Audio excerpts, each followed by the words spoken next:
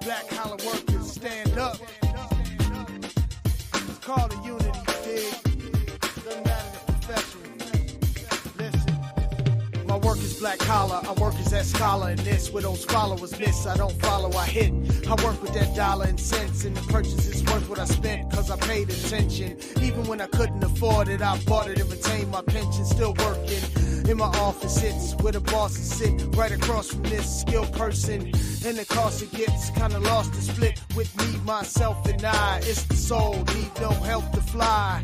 In control and stealth and by from outer space, not outer space, cause I'm timeless and without a place. Find this behind this outer case, faceted diamond without a face. I wear black collar, no white or blue. We've paid dues, it's united too.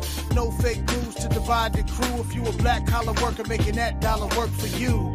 With no white or blue, we've paid dues, it's united too. No fake moves to divide the crew. If you a black collar worker, making that dollar work for you. I ain't into them cameras flashing, posing, glamorous fashion. I'm in the back and I'm relaxing. Samuel Jackson style, don't know the man, I'm just a fan of his acting. I blow down the grams, I packed in the swisher to slow down the camera on the action. Sit your ass in that amateur class and acting practice for cameras passing.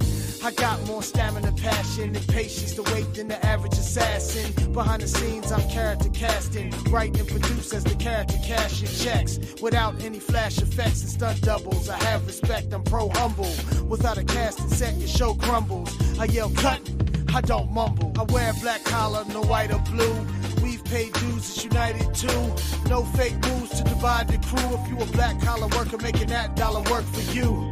With no white or blue, we've paid dues, it's united too.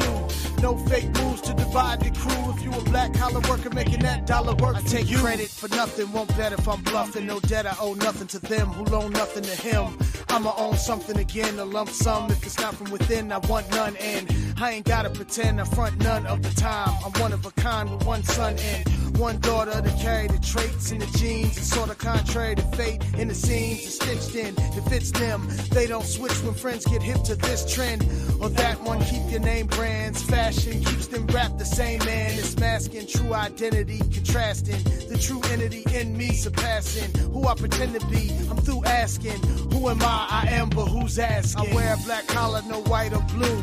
We've paid dues, it's united too. No fake moves to divide the crew. If you a black collar worker, making that dollar work for you. With no white or blue, we've paid dues, it's united too. No fake moves to divide the crew. If you a black collar worker, making that dollar work for you. But I'm not a rapper. From the old school to the ancient temple, I like that. That's my album.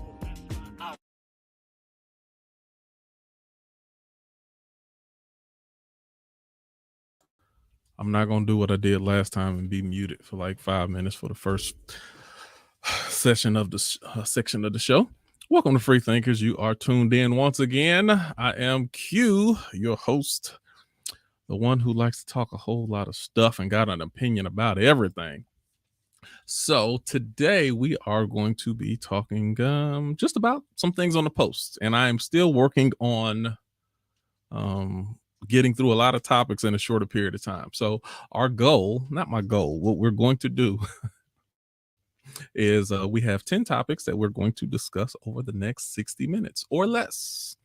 And these are all going to be posts from the Free Thinkers page. So keep that in mind. Everything that you do post on the page, either there's a conversation that goes on the thread, or we also talk about it on the live. We are live every Tuesday from 8 to 9:30 typically. We're going to go a little shorter today, but make sure that you like, subscribe, share, participate, comment. And if you want to get on, then feel free to get on as well.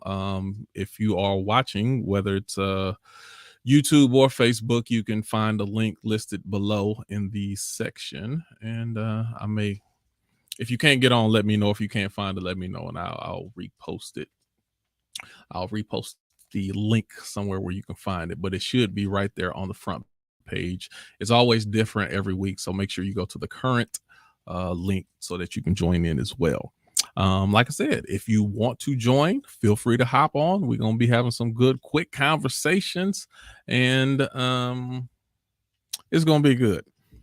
What else was I gonna say? Oh yeah, make sure if you're not talking, then have your phone on mute. Also, keep in mind this is adult language and adult content. I try to keep it a little bit milder depending on the subject matter, but you do all right. So with that being said, I wanted to talk about a few things that I see on there. I don't always get to um respond to anything, just either busy or I don't have time to get to it. But this is an opportunity where we can kind of cover some ground on things that we may have missed or conversations that I personally just missed, and we get to talk about it live. Having a live conversation is a little bit different than just having a conversation through text or the comment section, which both of them are cool, but I like having live conversations as well. So with that, we're gonna jump right on in. Walking Ivory, how are you doing? Hello, I'm good. How are you? Oh, doing well. All right, so we got through all the preliminaries. I want to jump right in. I want to see where let me on the thread on that I'm back. Oops, I'm just scrolling back up. I've been scrolling all the way down. I want to make sure. And yeah, if you've ever watched us before, if you haven't joined already, make sure you join our YouTube page. We need to go ahead and get those numbers up to match our Free Thinkers group page as well.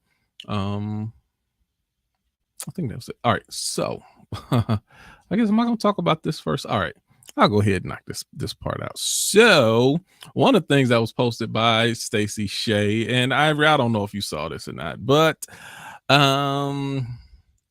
Tekashi 6ix9ine. I just okay. So Tekashi was having a conversation with the Logan brothers on their podcast, and he was basically trying to defend himself for being a snitch, being a rat. And he was basically like, yo, what was I supposed to do? Be in jail for the next 40 some years just to say that I was down for the cause, for people who didn't love me and people who were messing with my woman and they were trying to extort me. They were doing all this stuff. They had no loyalty to me, and I was supposed to be loyal to those same people. Ivory, I don't know if you follow Tekashi at all, but if so, do you have it? So basically he's a New York rapper, and he talked a whole bunch of gangster stuff, but then the feds dropped down on him and indicted him on some gang RICO. Yeah, and he started snitching real heavy. So in a situation like that, should you stick to your rap guns as far as the things that you said and portrayed in your music, or is it time for you to just be like, yo, yeah, that wasn't me? Is it okay to start pointing the finger? No. My rule about the snitching versus not snitching is you got to live the life that you live in. So if you about that life and you're engaging in those type of activities with people, then you need to not snitch. You got to take the consequences that come from y'all living that life. Now me, I live no type of life, right?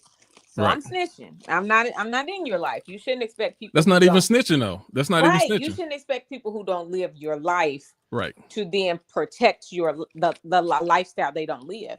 But if you live that lifestyle, then no, you don't have the right to be telling on people. So this is my issue with that. Not even issue, but this is the nuance in between it. I don't think he was actually living that life. He was portraying that he was living that life, but he wasn't actually living that life. Now, the people that he was ganged up with, they were living that life, but he himself wasn't actually living that life. So then do you stick to the guns of maintaining what you portrayed? He was just trying to make records. Well, no, that's still your fault. No, it is. Like, I don't disagree. Be about what you say you're about. Like, why are you being fake for a record? And if you are being fake for a record, that should be public knowledge. Y'all know I just be playing, right? Right, and this is the thing. I think there's the difference. And you know what? Since we just talked about that, then let's kind of transition over. There's another post, separate post, but they kind of run together. And that post, it says, "Can you simultaneously lift up your community and rap consistently about murder, drugs, and having sex with other people's partners?" How do you feel about the positive role model who spits venom and poison on their songs? How could, but they're not a positive role model. They might be They're a treated like positive role well, models. that's just a lie. You can't be a positive role model and spit venom. What you can be is you could be a philanthropist and a horrible role model. And a lot of them are, right? But there's a difference between being a positive role model and being a philanthropist. So if you spitting venom, vow on your songs, but you're giving to a bunch of causes and all of that, you're just a philanthropist, but you're not a good role model. So is Jay-Z a role model? No, I wouldn't say so. Okay. But I'm saying he's a philanthropist, though. Right. So I mean, because you are giving money to things, you are doing stuff. You're a businessman, you're a philanthropist. But what about your life is a role model? No, I'm asking. What about his life is to be modeled? He's a businessman. Okay, but still, like, how did you go about that business?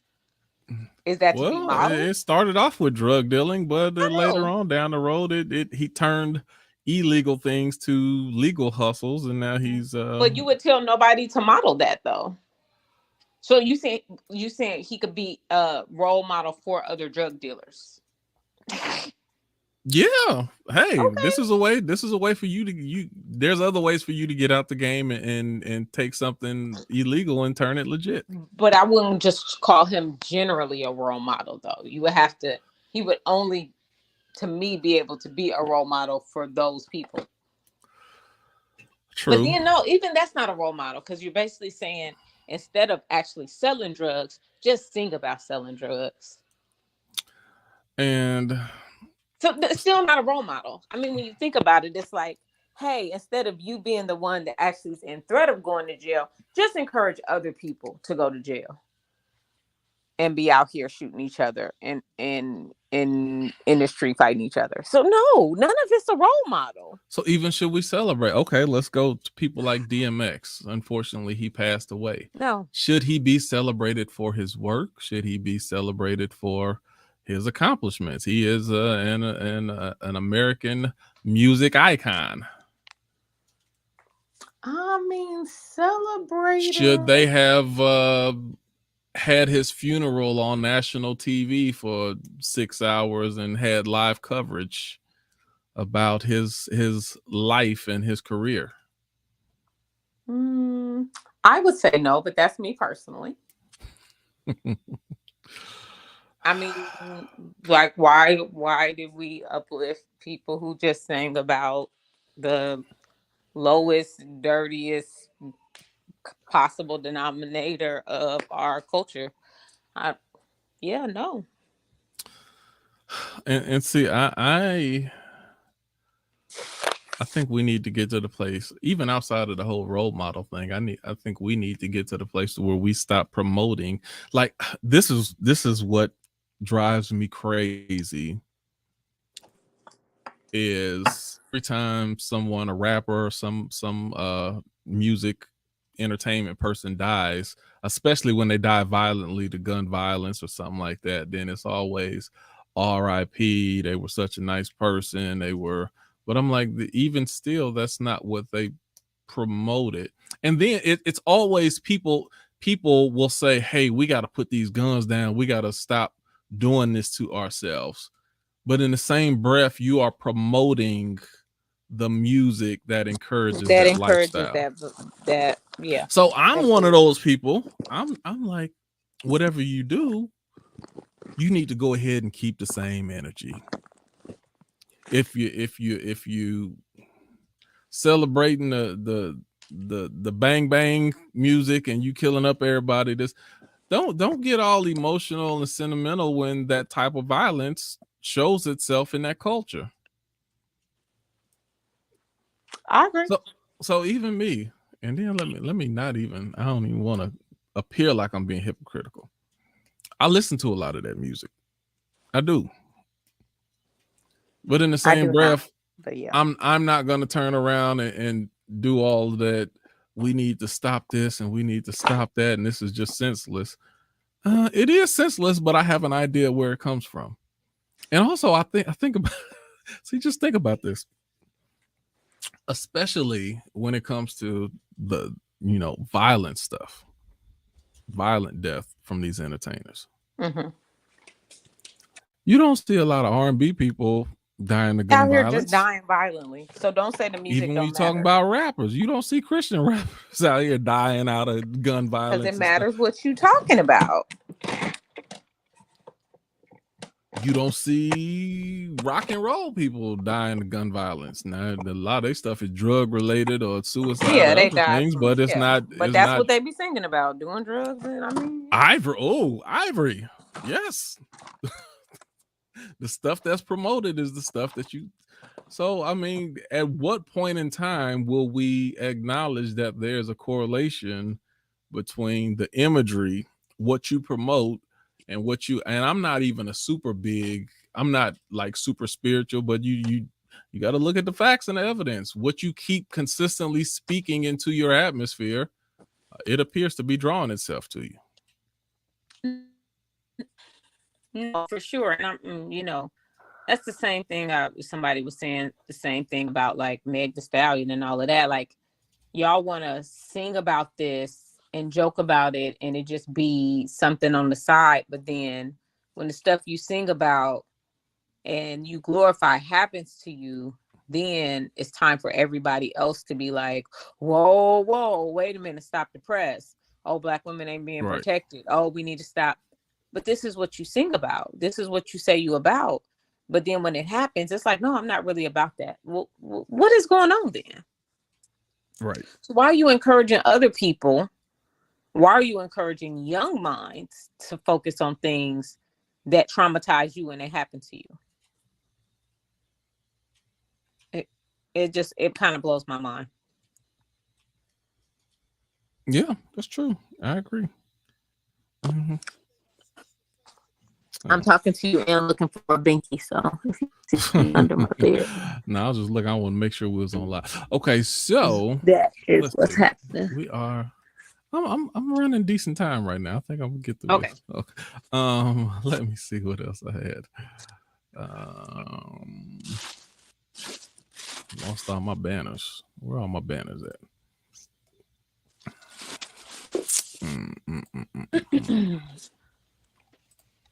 Oh, okay. Now let me go back. What else do we have?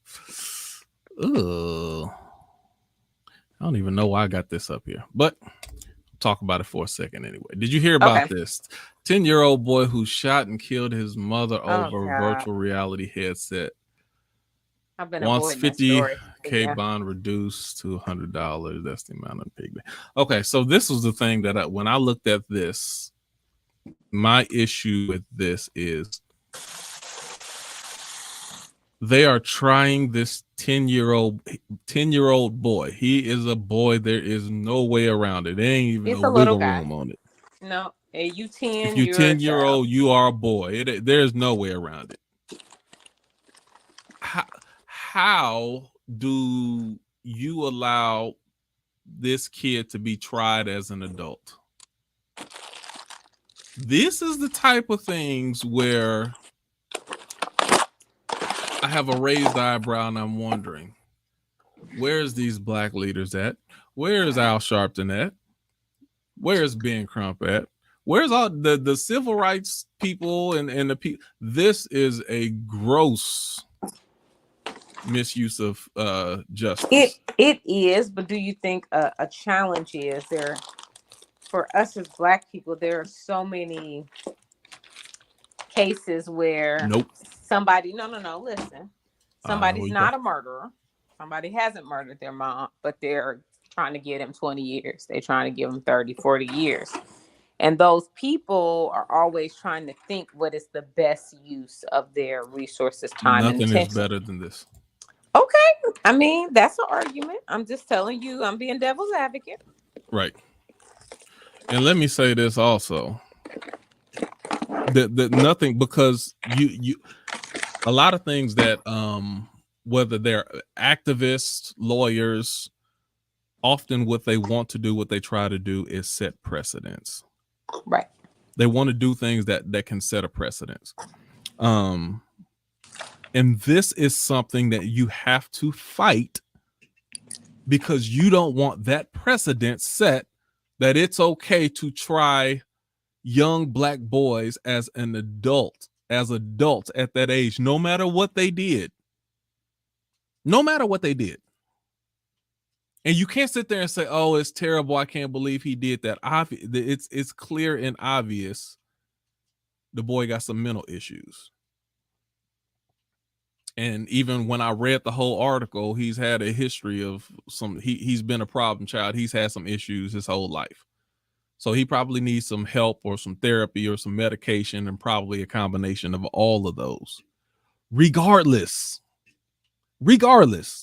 even if it wasn't a history of that, even if he's the worst kid in the world, you cannot allow the justice system to try a 10-year-old boy as an adult.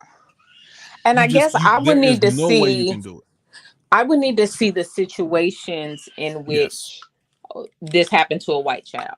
Yes, and absolutely. If somebody could show me some examples in which, okay, this is the example that's closely related. A white child did the same thing and they got tried as an adult, then I would be more comfortable, right? But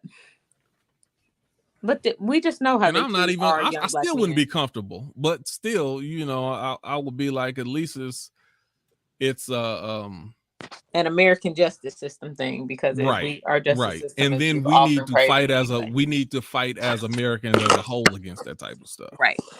But this, especially us, because now you don't realize, like, you don't why you can and shoot at Tamir Rice, right? Because it's how you're allowing people to view us. Yes. Yeah. And to allow this to happen, you are allowing society to view young little Black boys as threats. Even at that age, you could be a threat at 10 years old. So much that we need to try you as an adult. So, and also what it says is, when you try a child, that a 10-year-old boy as an adult, I'm not even talking about 12, 13, or in the midst of puberty or somewhere. This is pre-puberty. 10. You're also saying that our little Black boys don't need help. Right. We don't need mental therapy. Something violent is because they're a monster. It's not because they have mental issues. That's what I'm saying. This is disgusting. And I'm telling you right now, which it don't matter, but if I don't see the same people who like to get up in front of TV and people who activists, if they don't stand up for this, I am going to lose a ton of respect for a lot of these people. You got respect for a lot of these people? I do. I have certain respect for a lot, and like I said, I know they have to pick and choose their battles, and the way that they have to gain wins may not be optimal, ideal to the way that we think.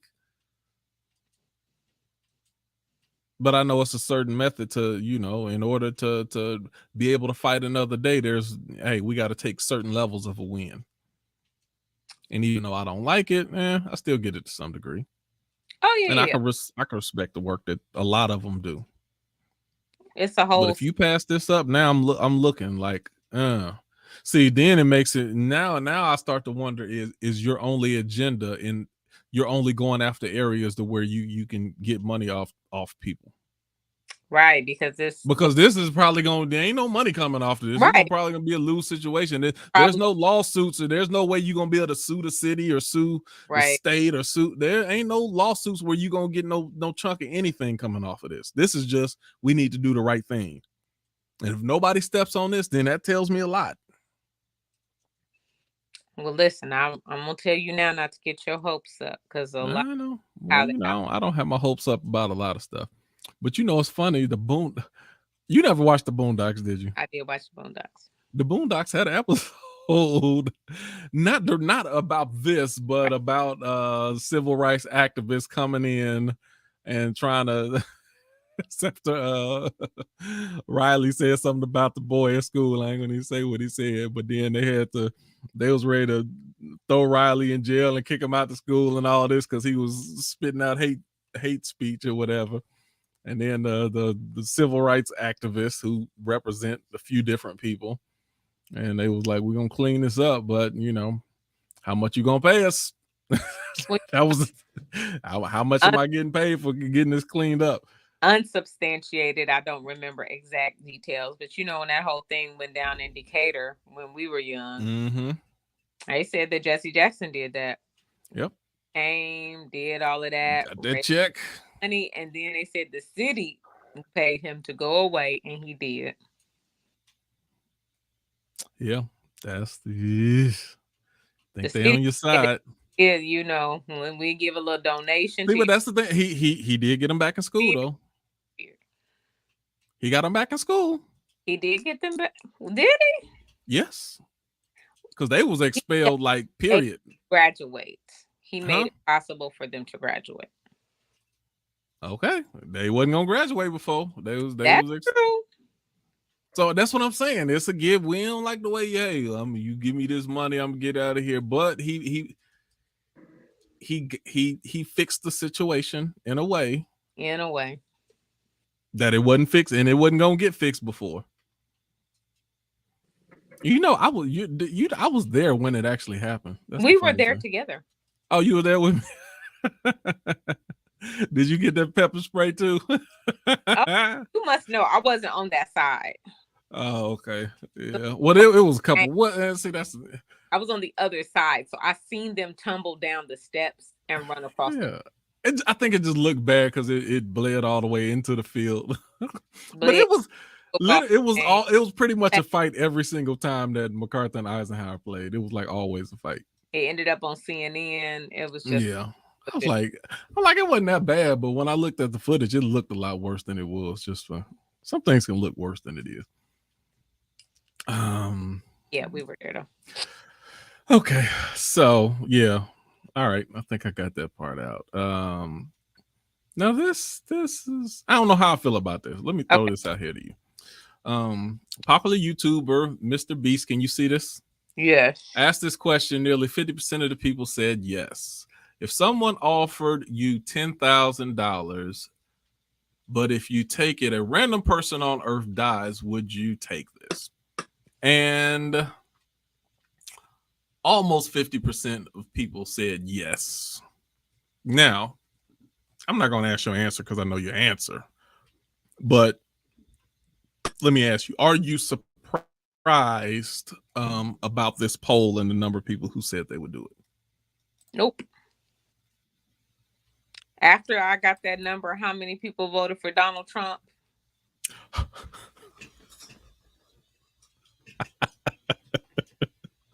There are things about people view other people's life, what's important, surprise me anymore. No, I just really want to tell you how that changed the way my mind thinks about who I walk among. So when he still got almost half the country voted for him, I was like, who do I walk amongst? And then after that, it completely changed my mind. So when I seen this, my mind has already been changed about the people I walk amongst. Yeah, I'm trying to figure out if there was anything enlightening about that to me. And I don't. I just think it's just one of those things where see no evil, hear no evil. Even if it is evil and it's something that you okay, as it's like they say, it's easier to shoot someone than to stab them. Right. Because there's a lot, you can do it from a distance, especially, snipers and stuff like that. It's not the same association when something happens from a distance versus you having to literally get your hands dirty. And yeah, I think people are selfish, by nature, and if it's not something that you are actively kind of like worked on yourself to like really think about humanity and think about your place in the world and what that means and your contribution to the planet you live on and everything about it, then let me ask you a question. It's easy to say that. Let me ask you a question, because I think the 10,000 is a lot easier. Now, once you get to 1 million, I think that percentage is going to go up, definitely go up over 50%. And if you went to 1 billion, then what do you think the percentage would be if that number was 1 billion versus 10,000? What do you think the percentage would be? Probably 80. Yeah, I'm thinking closer to 90. See, because then this is what Ivory, I'm telling you. And now now this is the funny part right here. Because once you get to $1 billion, but it's gonna be like our philosophy questions. Ivory is you're gonna be I'm telling you, those people are gonna easily be swayed, and they're like, no, right. Like, hey, listen, what if this person is a jerk? What if they're a murderer? What if they're a pedophile? What if they already starving and they gonna die in a couple days anyway? Like once people start throwing out those scenarios, you'd be like, to die. But if I had $1 billion, I would save that lives. Right. How many people could you save with this? Yeah, so people that was one of the arguments that you had before, like. Well, and this is what I always say: why I respect people who don't have situational ethics. I respect a certain level of black and white about people's values. I'm a pretty black and white value person. Because when you're black and white about your ethics and values, you don't come up with situations. It's like it's right or it's not. It's not right for me to decide that somebody dies for me to have some money. I don't need to go through 10 scenarios to see if any of those scenarios make it right. I just know just by fact value of what it is, right. It's not. But I don't think most people are like that. I think most people go with their emotions, their feelings, and the situation to determine their values and their ethics. Yeah. And I think people, and that I've been saying this for a while. I think their morals and their ethics sway with groupthink and with society. And that's why I said you have to live by if you don't live by any real principles, all of your morals will constantly change because it's going to go with the flow of society. And once society says something is acceptable, then you'll start to come around to it.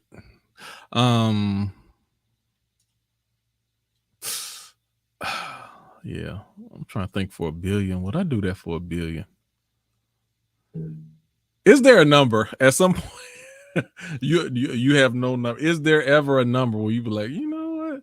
Now, Ivory. No. So let me go here. Now we're gonna take it a step further. Say they tell you who it is.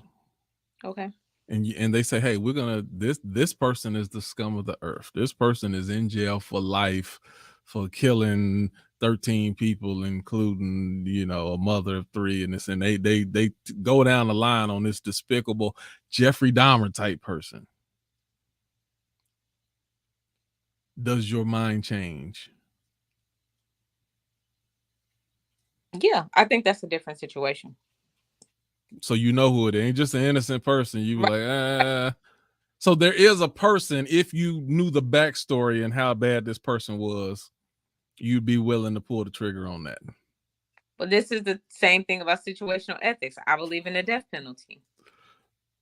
So that doesn't change my ethics. If you are but they were sentenced to life though. Yep, you probably should have died. So, but I will say this: if you do not believe in a death penalty and you say yes, you still are practicing situational ethics. If you do not believe you have the right to take bad behavior, then that's still situational ethics to me. But I believe in a death penalty. So Ivory does have limits. She does have limits. But that whole person, that's crazy to me. Like money, you have to like really put in your head, I will not do anything for money. Like for no amount of money. Right. Like I have to be able to live with myself. I have to be able to go to sleep at night. I have to like the skin I'm in. And so it don't gotta be somebody random dying. Well, would you cheat on your husband for $1 million? Like, like just, you can't just come up with reasons why you would do bad things for money. And we people who have all this money and they kill themselves. So right. What you think the money is going to do for you, it's not going to do. And you letting your soul rot in the process of trying to get it. It's just, that's a mess. But anyway, go ahead. Oh man. Okay, Ivory. I got one more scenario, then we're gonna jump off of this. Okay. Let's just say it's $1 million. Okay. Not even a billion. Million. That's a pinch compared to $1 billion. So you like for $1 million, because $1 billion you got to think about a little bit more. Maybe not. But $1 million, you're like, life ain't worth $1 million. Right. But let's say it's a line. Okay. You the first in line, and they just offer, and you the first in line. But it's 20 people behind you, and if you decline, they're going to offer it to the next person and the next person and the next person, whoever decides to take the offer. Now, you in your mind, this person is a goner because one of these people gonna take this money. So if the person gonna die anyway, and somebody gonna take the money, it might as well be me. No, might as well not be me. You going home with your blood money, and you contend with your conscience for the rest of your life. Might as well. For me, it would be might as well not be me. I feel that. Yeah. I feel that. Especially $1 million ain't enough for me either. Now $1 billion, if it's $1 billion, and the girl right behind me, she right on my shoulder. Please say no. I'm like, this dude dead. But this is still the problem with he a goner. Think about it, like the idea of a random person though. Like somebody says $1 billion, but a random person's gonna die. And then you say, might as well be me. One of these people gonna do it. And then you gotta find out you took somebody baby from them. 5-year-old, 6-year-old. Like is $1 billion. See, I think part of the thing is a lot of people would say, you got to promise me that I'll never know who it is. Now, you know what the real crazy part is. Now, this is almost impossibly unlikely, but they didn't tell you who it was. You take the money, and this is some twisted Black Mirror type stuff right here. Being your mama. It ended up being your mama or your child. Ooh, that's a Black Mirror episode. Ooh, I just made a whole Black Mirror episode right there. That's to me, that's why I call it being a part of the human family. Like the family, like feeling like in a way humanity is your family, because there is no amount of money.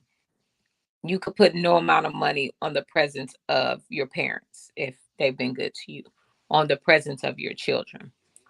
on the presence of your spouse. That's not a number for people who genuinely love and care about these people.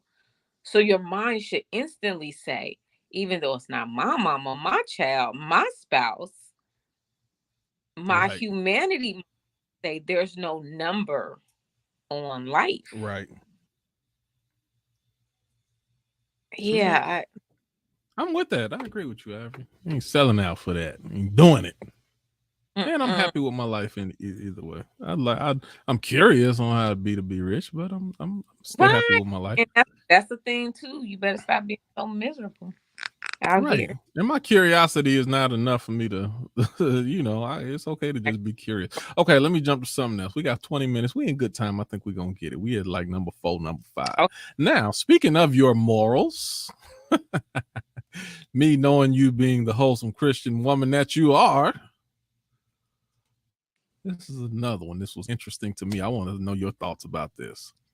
Indonesia has banned sex outside of marriage and banned unmarried couples from living together. Those convicted will face up to a year in jail. What do you think about that? Ooh, that was I'm going to say something maybe a little controversial. I wasn't mad at them. All right. You wasn't mad at that? No. Ooh. Let me say, okay. Not if it said it was for religious reasons, I would be mad. I don't think that a country or a government should impose those type of religious views on people.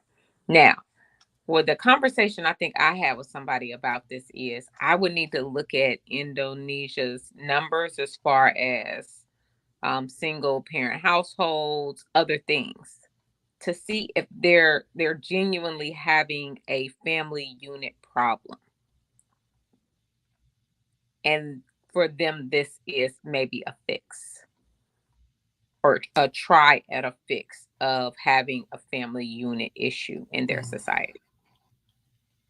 And if that is the reason, I can understand wanting to see if you can do something to fix that problem. Okay, you posed a good argument, but this is why I hate this. Okay. It's too subjective. Okay. Now, if you're saying couples living together, that's more well, that even itself could be subjective, because that eliminates opposite sex people from being roommates. Well, no, this was talking about sex though, right? But subjective. So it talked about banning sex outside of marriage, and also it said unmarried couples from living together. Yeah. So how do you define that they're a couple? That's a subjective thing. Number one on that side, and then sex outside of marriage. How do you know that they're having sex? They saying we know you're having sex because you're living together. Subjective.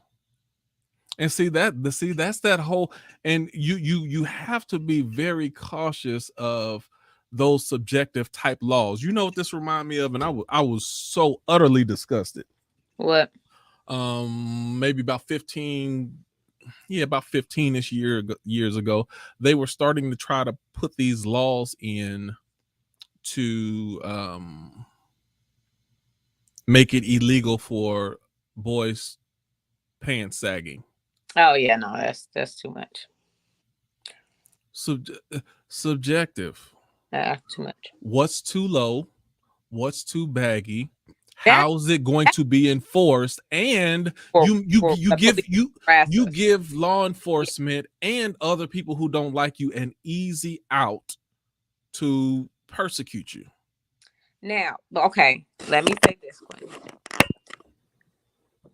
In our society, because of white supremacy and how unequal and unfair things are, I am uncomfortable with pretty much any subjective law that white people, or just the system, because it's not even just white people, the whole system will subject us unfairly to things. Now, in these more homogeneous cultures, they're not worrying about the same kind of subjective thing on that level. They are worrying about it on a class level, maybe, but not on a basis of race level. And you see in a lot of these So then cultures, you can improperly persecute people of a lower class. but it's not on so many bases like we have here. It wouldn't be That's on still bad though. all of that. But in a lot of these cultures, I mean, it might not be a law where they're saying it right now, but or a lot of them do have laws. It's just not happening. Like that's like, but you're not going to openly and knowingly be having sex outside of a marriage in a lot of these countries, because for them it is a breakdown of society to have the possibility of children growing up in broken homes. Like, to them, that is a breakdown of our society. yeah, I think it's dangerous and it's a slippery slope. That you are heading toward Salem witch trials all over again. To the fact when somebody don't like you, then they could just call you a witch, and then the accusation itself can have you burned at the stake, or in this case, put in jail.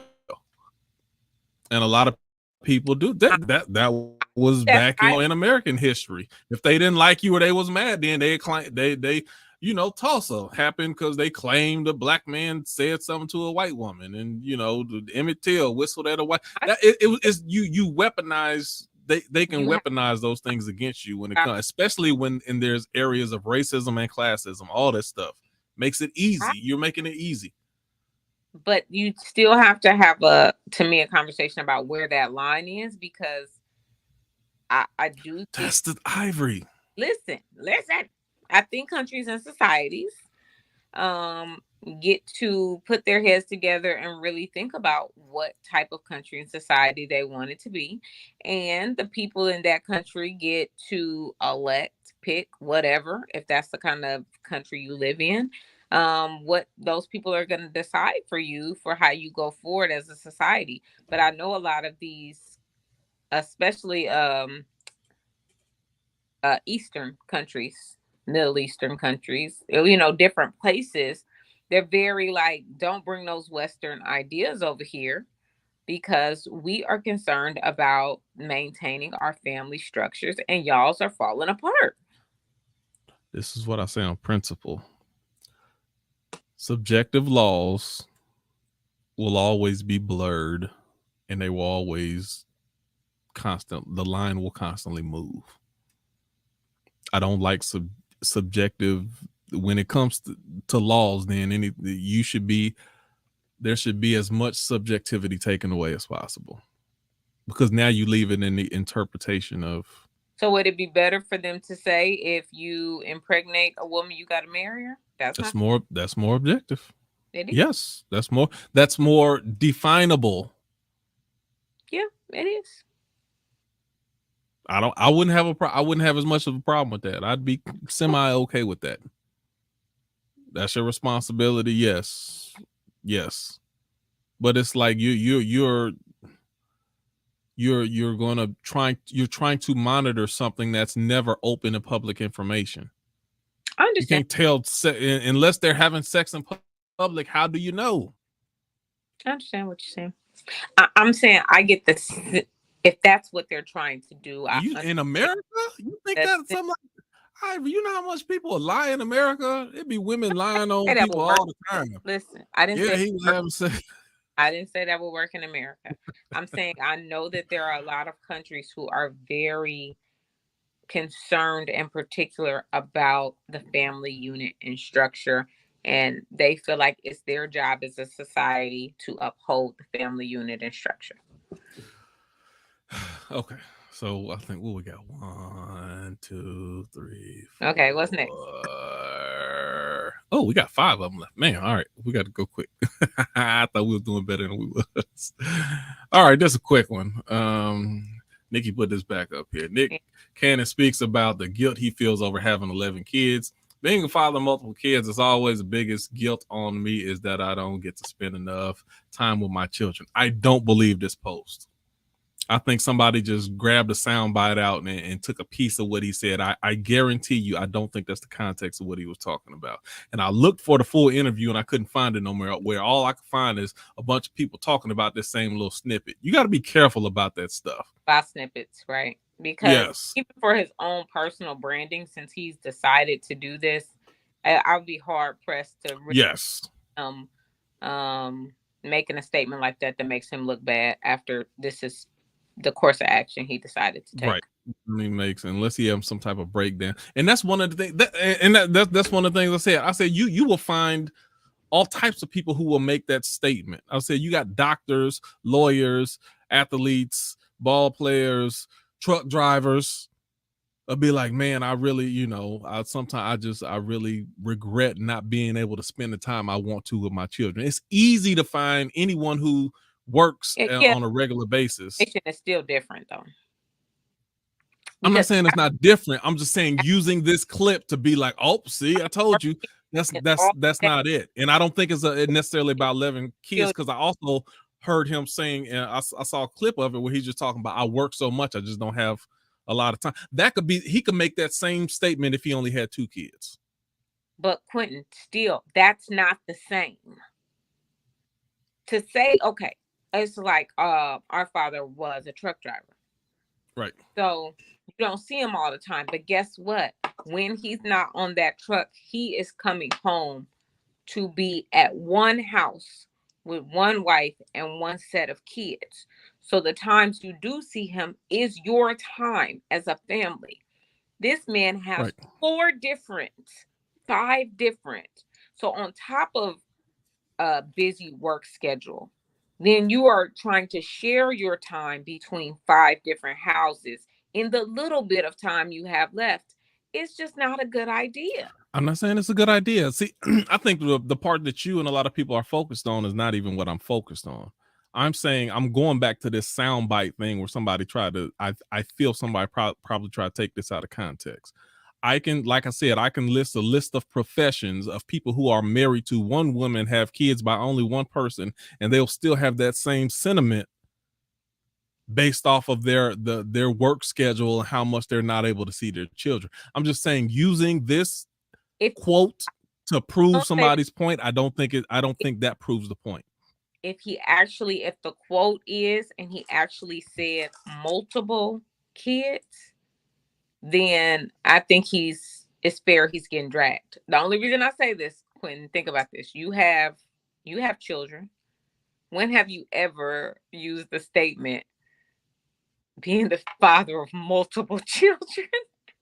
He's not saying that in the sense of like, I got 2 or 3 kids at the house. When you say multiple children in that way, he is talking about the spread outness of his children. So if that quote is true, I ain't never heard no daddy of just 1 or even 2 sets of kids talking about with so he set the context children by saying the multiple kids, and it infers that he was saying because of the spread outness of your children. Okay. So that's a good assessment. And okay, I'm sorry. What's next? Oh, you good. That's okay. Yeah, that gives more light to the context. I get that.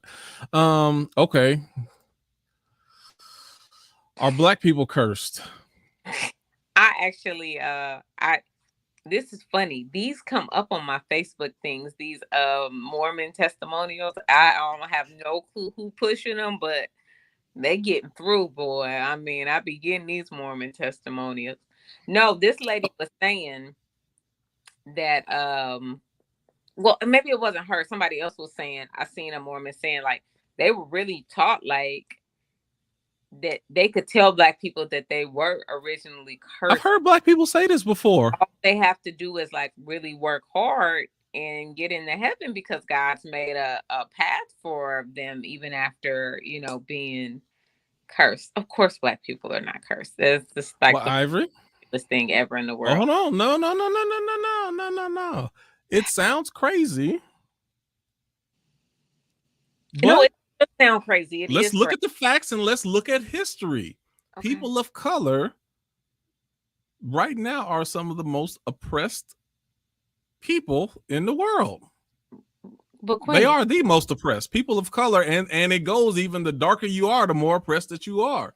So outside of I'm not saying that we're less than, but if you ask, are we cursed? but I mean, but then you're saying, In are what we areas do we? Go ahead. No. This is this is what I always say. We have definitely not been born into, neither our parents, grandparents, great parents, blah, blah, blah, the last 500 years, let's say, has not been the age of the Black man or anybody dark skinned. But everything before that was.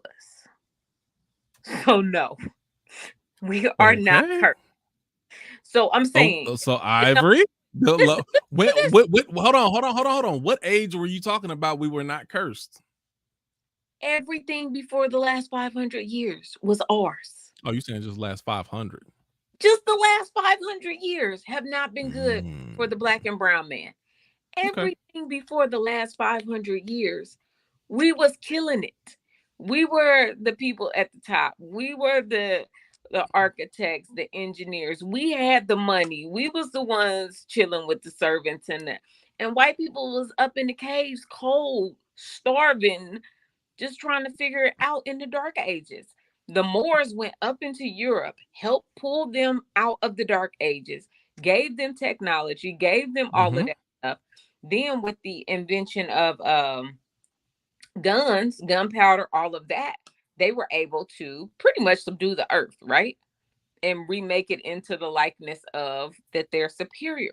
But that has only been the last 500 years. And everything before the last 500 years was us. That's not a curse. Okay. If all of humanity, you was just because it was, hey, you're not cursed. When a curse hits, then I don't believe that I'm less than. I don't believe that anybody's superior to me. But I will ask a question. I will ask, and I'm not saying I think we are cursed, but I don't think it's a clear cut and dry. Like, no, you're not. Because what does a curse look like? Does all curses look the same? How do you define a curse? Well, now, if the plight of the colored person or people of color in this world looks a certain type of way all across the globe, then I will ask some questions. Why is this? Right, yeah. Okay, so all right, well, look, all right, we ain't got enough time on this. Okay, so that's something that we can get into. I will this is a quick one. Let's get 30 seconds on this. What would you do if you found out that your mom was cyberbullying you?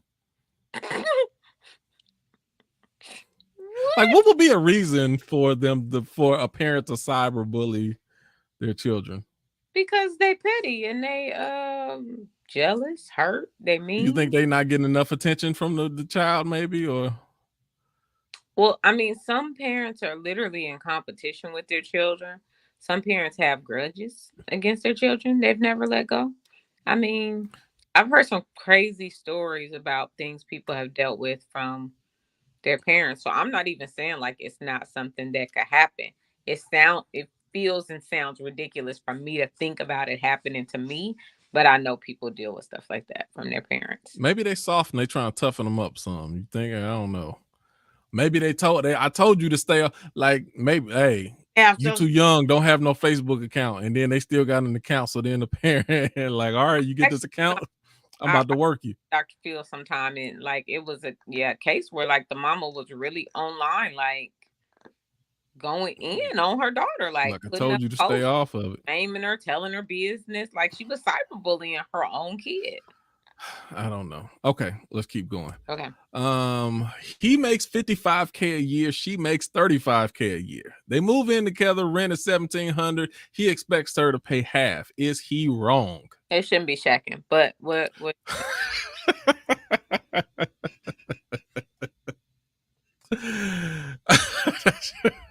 Solve this whole problem. Stop shacking. He didn't say they didn't get married. He said they moved in together. We'll say they did get married. That's I don't know. The reference is you just moved in together, and that's y'all. Now y'all fighting about who gonna pay. We gonna pay half. That's why you shouldn't have been shacking. But let me think about this.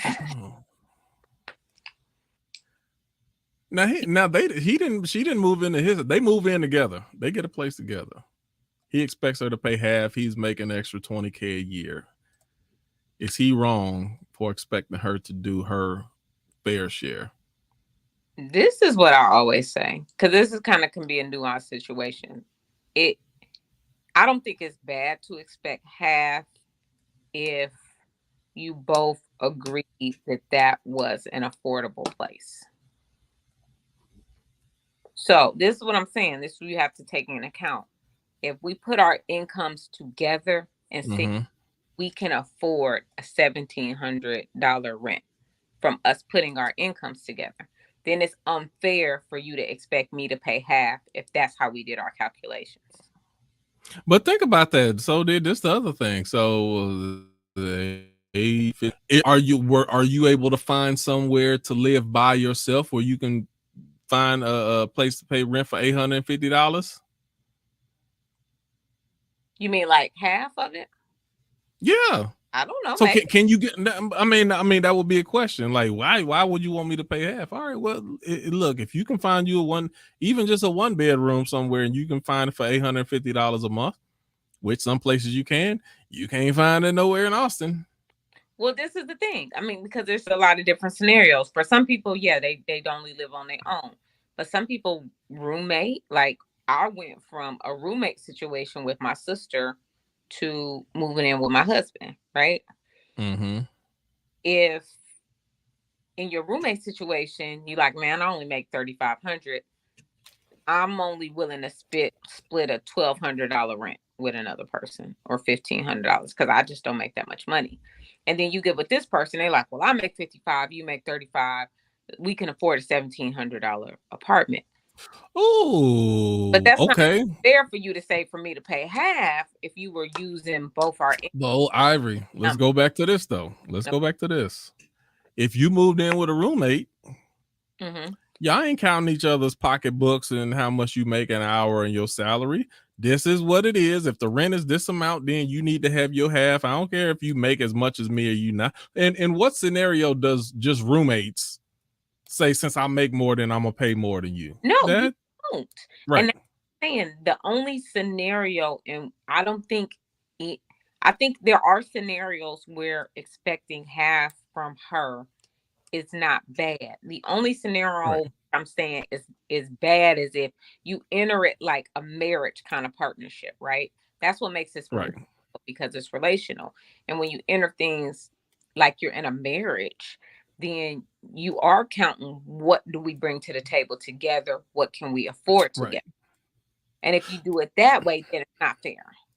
So I talked myself into it just off of what I said, just even off of the whole roommate principle. I wouldn't say it's wrong.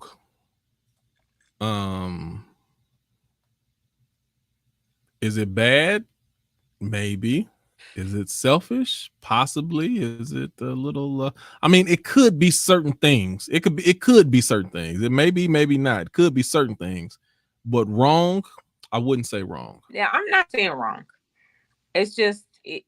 How did you go into it? To me, that's what changes whether it's wrong or not. It's like, how did you guys approach picking the apartment? Reading the statement, there's a lot of questions around this, and even if a guy was with someone, especially that he wanted to be with, and things like that, and then let's flip it on the reverse, because I know there could be a lot of and difference where the woman making 55 a year and he making 35.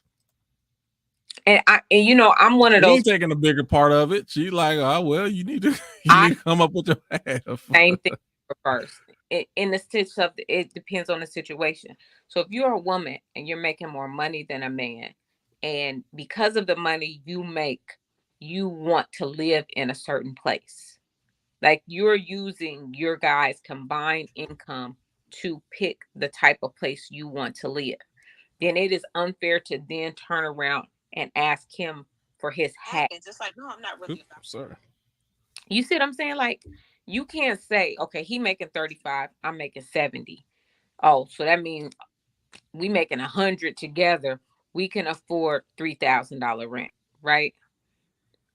Right. Well, that's not fair for you to ask him where his 1,500 is, and he making 35 and you making 70. If you made the decision based off your combined income, then you need to Right. pay That makes percentage sense. Right. that makes sense in either scenario to me. Yeah, that makes sense. Okay, we got one last one. We right about that time, maybe a little bit over, right about time. And this is, I think this one's pure philosophy right here. So it's a good one to end that on. Mercy to the guilty is cruelty to the innocent. What do you think about that statement?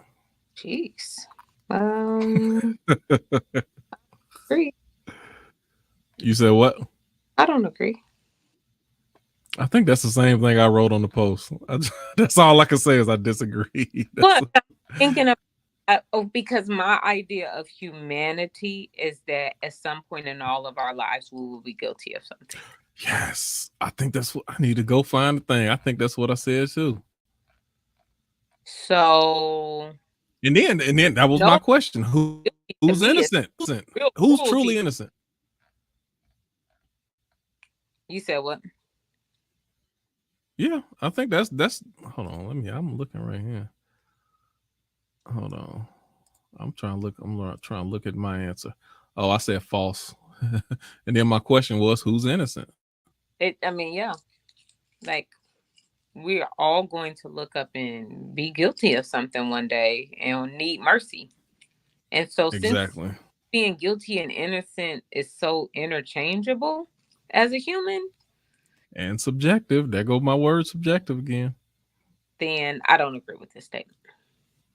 Yeah. No, who Adam Smith? Look at Adam Smith. You know you can't trust nobody looking like that.